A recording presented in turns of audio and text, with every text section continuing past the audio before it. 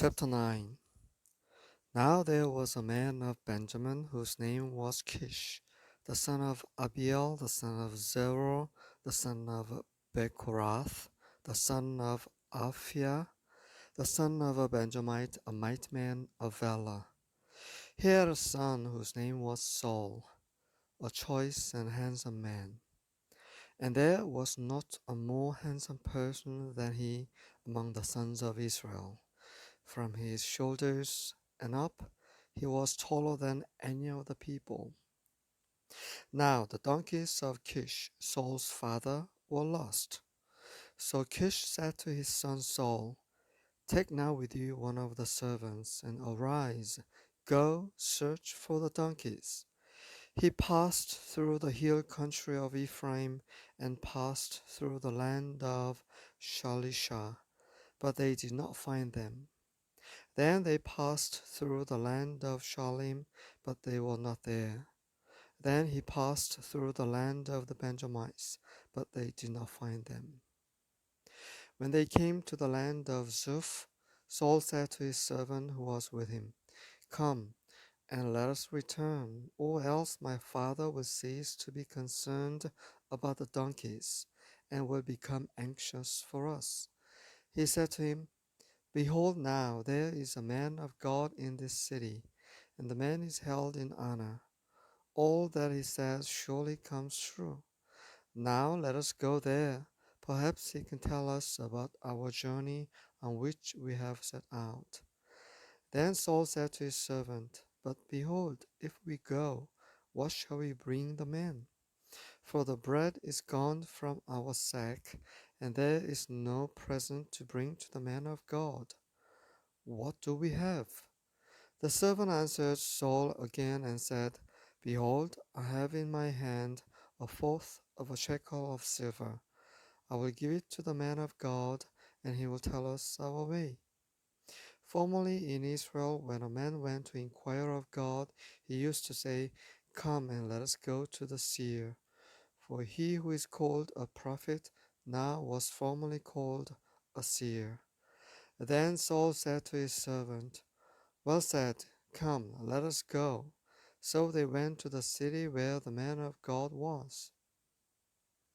As they went up the slope to the city, they found young women going out to draw water, and said to them, "Is the seer here?"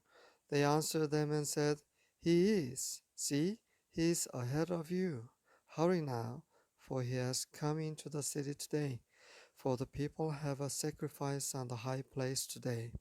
As soon as you enter the city, you will find him before he goes up to the high place to eat. For the people will not eat until he comes, because he must bless the sacrifice. Afterward, those who are invited will eat. Now therefore, go up, for you will find him at once." So they went up to the city. As they came into the city, behold, Samuel was coming out toward them to go up to the high place. Now a day before Saul's coming, Yahweh had revealed this to Samuel, saying, "About this time tomorrow, I will send you a man from the land of Benjamin, and you shall anoint him to be prince over my people Israel, and he will deliver my people from the hand of the Philistines. For I have regarded my people, because their cry has come to me."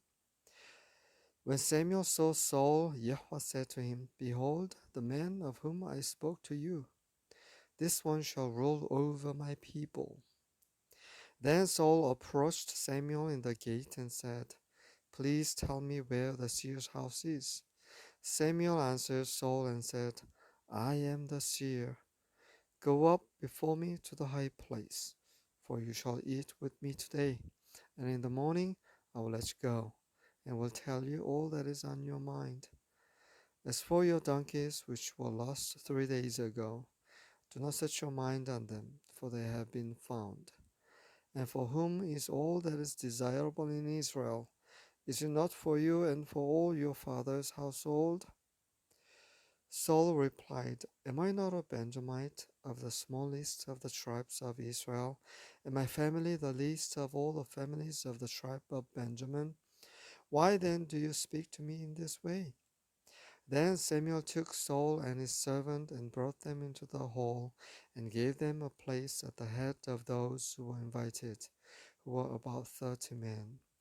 Samuel said to the cook, "Bring the portion that I gave you, concerning which I said to you, set it aside." Then the cook took up the leg with what was on it and set it before Saul. And Samuel said, "Here is what has been reserved. Set it before you and eat, because it has been kept for you until the appointed time, since I said I have invited the people." So Saul ate with Samuel that day.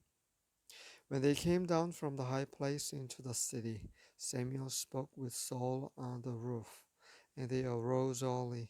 And at daybreak Samuel called to Saul on the roof, saying, "Get up, that I may send you away." So Saul arose, and both he and Samuel went out into the street. As they were going down to the edge of the city, Samuel said to Saul, "Say to the servant that he might go ahead of us and pass on, but you remain standing now, that I may proclaim the word of God to you."